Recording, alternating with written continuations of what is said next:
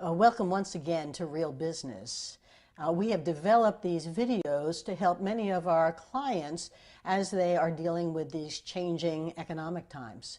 So I thought I would share with you some of the work we're doing on how companies are dealing with these times and getting stuck, very often unable to change in response to a completely restructured economic environment.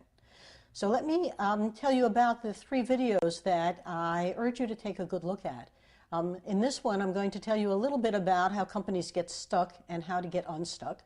And then the other 2 are about clients of mine or companies that have shared their stories with us so that you can also understand how they begin to see, feel, and think differently. I use those words very intentionally because unless you can begin to see things in new ways and feel them, it's very hard to think about them. So why do companies get stuck, even when they see everything around them changing? One reason is groupthink. Management teams very often are so uncomfortable with new ideas that they will very much share the same ideas over and over again and think alike. Squeaky wheels, whistleblowers, change agents are rarely appreciated. And even when they are speaking something that's true, the group really would rather stay away from the new ideas. So new isn't necessarily something people are looking for, and the brain science is telling us that change is really pain. So the first thing you have to worry about is when everyone says the same things and are thinking in the same way. So groupthink is a problem. The second thing that often happens is that, and we're seeing a great deal of this, is that margins and profits are taking over from revenue growth. And so companies that we are working with have shrunk their staff by 30%. Only to find their revenues and sales down by 25%. Margins are a little bit better, but you can't shrink yourself out of existence. So you're going to have to take a hard look at how you're dealing with that margin and how you're looking at revenue. Without revenue growth, you're going to stall, and that's not a very healthy place to be. The third area is how you define yourselves. I can't tell you how many people have said to me, I'm a banker, or I'm a painter, or a printer, or I have a business in customer care.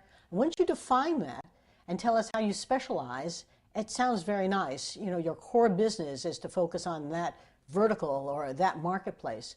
But it limits your opportunities to see and feel all sorts of new ways of doing things for people who don't presently use you. We call them non-users. They're people who tried you and perhaps haven't used you any longer, who have never even thought about you as a possible solution. So you need to be real careful how you define yourself. And I'm not going to challenge all the research that says you should stay in your core business, but I will ask you to think very carefully about whether you've defined it too narrowly and have actually become a niche. And there may be a broad audience waiting for you out there. So that's the third thing. The fourth is, where do ideas fit into your organization? I cannot tell you how many times I've worked with companies and there's no place for an idea to grow, much less a formal process for idea generation, innovation, looking to find new things, seeing new ways that customers are using your product. Very often you never get out of your office and you just imagine what's actually happening.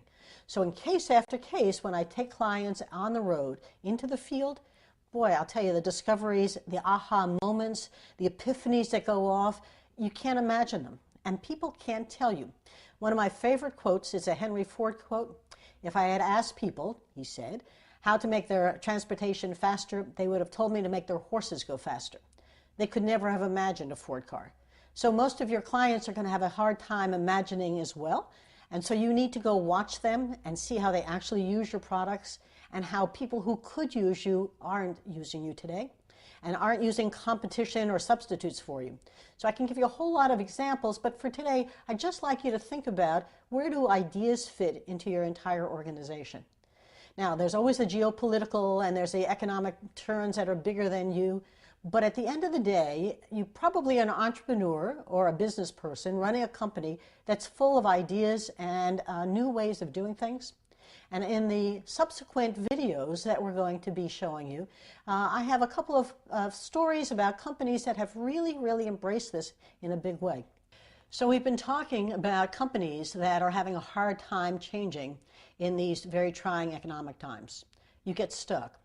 And if you are watching your own company develop, you're seeing your groupthink taking place, the fact that you don't have any place for ideas to generate, You stay in your offices and try to imagine what's going on instead of getting out of the office and go explore.